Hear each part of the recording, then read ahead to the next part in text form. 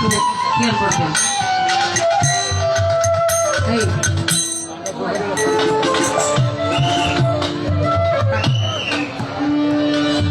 আমি আমার বলা শুরু করে দিয়েছি। তুমি মেরে মন্দির, তুমি মেরে পূজা, তুমি দেবতা, তুমি মন্দির, তুমি দেবতা, তুমি পূজা। আমি আমার জায়গা থেকে আমি আমার পালানো শুরু করে দিয়েছি। ঘু শব্দের অর্থ অন্ধকার, রু শব্দের অর্থ আলো। অন্ধকার জগৎ থেকে যে যাকে আলোর জগতে পৌঁছাতে পারে তাকেই গুরু বলে। আজকে যে মানুষটা উনি প্রকৃতি দেখলেও ভালো লাগে, তাই না? অতীব চমৎকার, তার বচন ভঙ্গি গায়কী সমস্ত কিছু। তো সেখান থেকে যার যে দায়িত্ব তাকে সেটাই এ মঞ্চে দিয়েছে।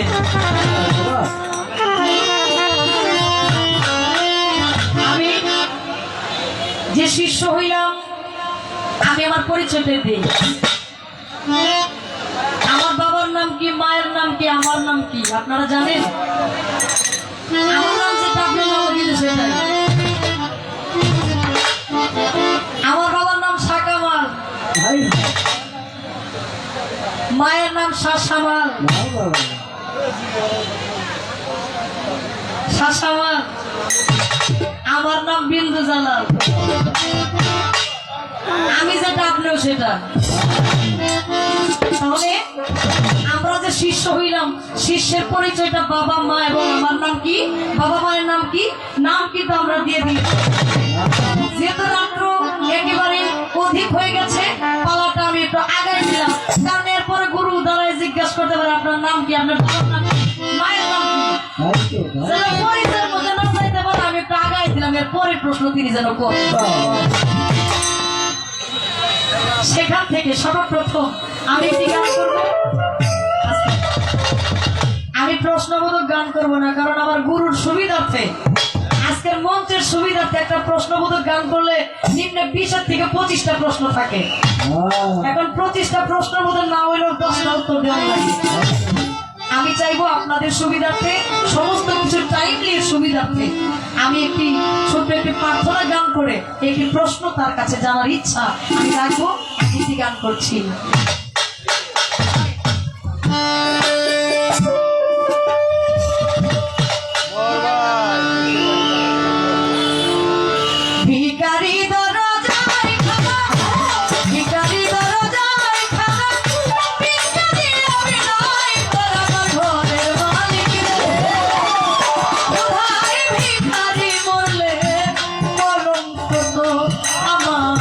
জামাল সাবাবারে কোথায় ভিখারি বলে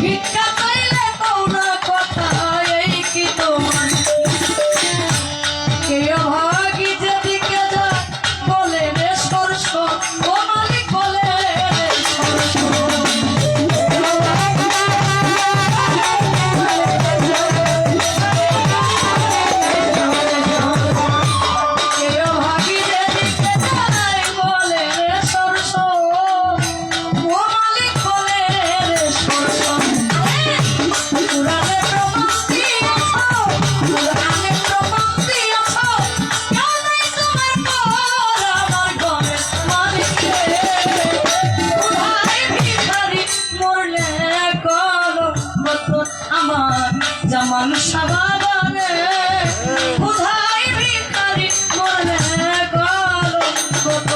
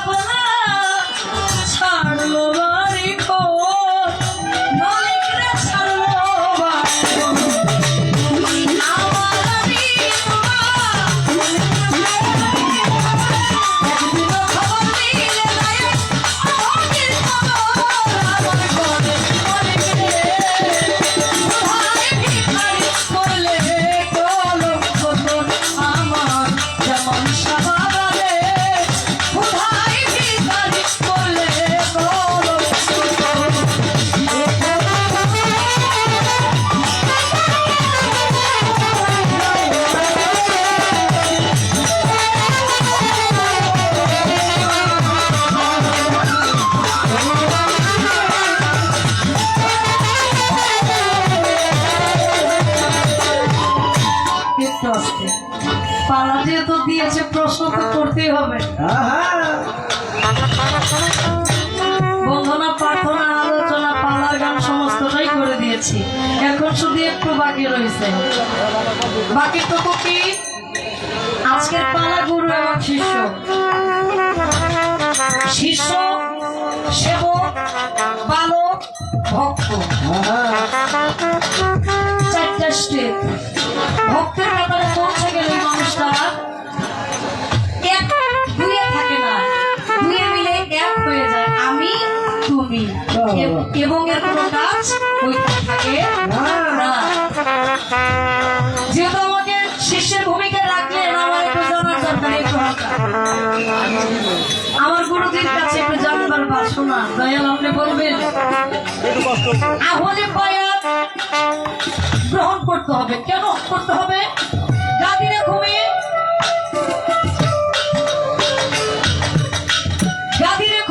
লক্ষ মানুষের সামনে আমার দয়াল নবী মাওলা আলীর হাত উঠায় বলেছিলেন, আমি তোমাদের মধ্যে দুইটা বস্তু রেখে গেলাম, একটা পবিত্র কুরআন আর একটা আহলে বায়াত। আহলে বায়াত, আহলে বায়াত। দয়াল নবী বললেন, মান কুনতুম মাওলা ফাহাদা আলিউন মাওলা, আজ থেকে আমি যার মাওলা আলীও তার মাওলা। আচ্ছা, আহল শব্দের অর্থ বংশধর, বায়াত শব্দের অর্থ বিক্রয় হয়ে যাওয়া। কার কাছে বিক্রয় হয়ে যাওয়া? একজন মুর্শিদের কাছে বিক্রয় হয়ে যাওয়া। আচ্ছা, আমার একটু জানবার বাসনা, আপনি বলবেন আল্লাহ পবিত্র কুরআনের কোন জায়গায় কইছে কিনা হলে বায়াত গ্রহণ করতে হবে?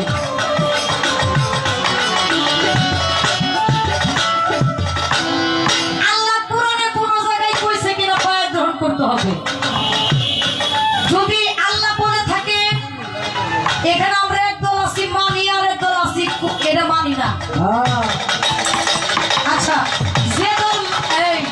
যে দল মানে এইটাই ঠিক, নাকি যে দল মানে না তারাই ঠিক? আমরা যারা সাধারণ পাবলিক আছি, ওই চাষা আম কি চুপ হবো, চাষাই কেউ পর্যন্ত যেমনই লাগবো না,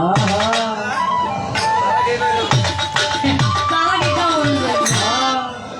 আচ্ছা, আমার একটু জানবার বাসনা, যারা বলে বায়াত গ্রহণ করতে হবে তারাই সঠিক রাস্তায় আছে, নাকি যারা কোরআনে দেখেও একদলে বিভক্ত হয়ে গেছে? আমরা সাধারণ মানুষ যারা আছি, আমরা কোন পক্ষে যাব, কোন পক্ষটা সঠিক, কোন পক্ষটা ব্যতিক্রম, আমার একটু আপনার কাছে জানবার বাসনা। হ্যাঁ,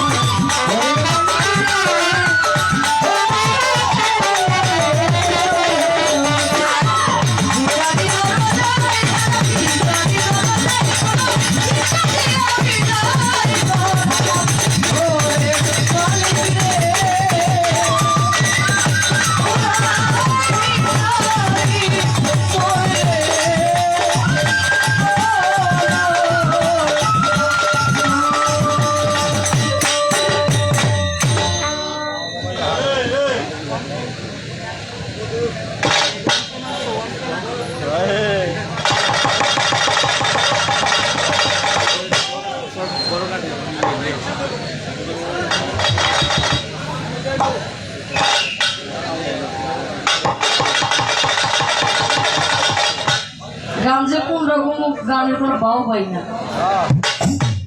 কারণ একটা মধ্যে 3 দিন গান হইলে তো এক গান ডাবল গাইলাম, আর এর মধ্যে তো 9 দিন ব্যাপী গান হইতেছে।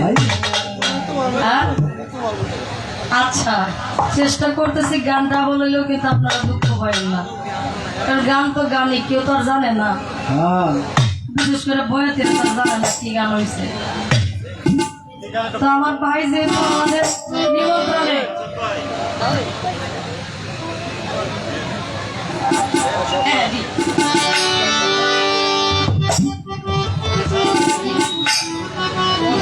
আমার এক ভাই আমাকে 500 টাকা দিলেন, এবং নাকিব ভাই তিনি আমাকে 500 টাকা দিয়েছেন। ওর প্রতি শ্রদ্ধা জানাচ্ছি। যেহেতু আমার ভাই আমাদের নিমন্ত্রণে আমাদের জামালপুর জেলায় আসছে জামাল সাহেবের সাথে দরবারের সাথে সাক্ষাৎ করার জন্য, সেই নিমন্ত্রণ স্বরূপ আমার একটা গান তাকে মানে উদ্বোধন স্বরূপ, তাকে শুভেচ্ছা স্বরূপ একটা গান আমি রাখছি। ওরে তোমারে দেখিতে লাগে অপূর্ব সুন্দরী,